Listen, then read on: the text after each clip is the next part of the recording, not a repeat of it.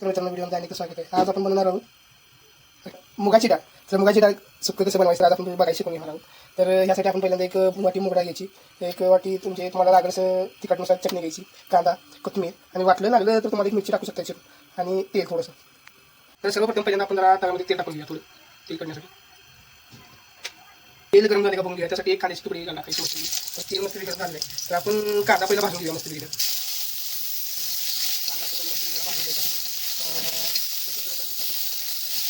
लाल होतो पण आपण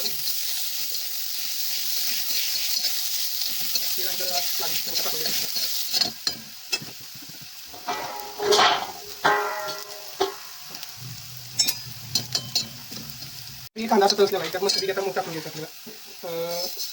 तुम्ही वाटी घेतली मग टाकून परतून घ्यायचं.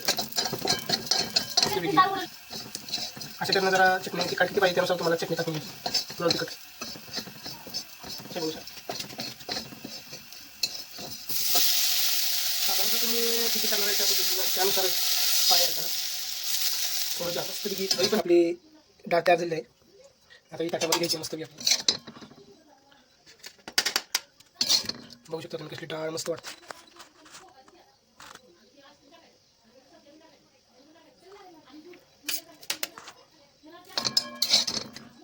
आपण केली आता तुकडा मस्त खाली बघूया. बघू शकता तुम्ही. चला आमटीमध्ये बोलूया. एक नंबर देखा हाड झाले. अशी बनवायची आपली मिरची मोठा. चला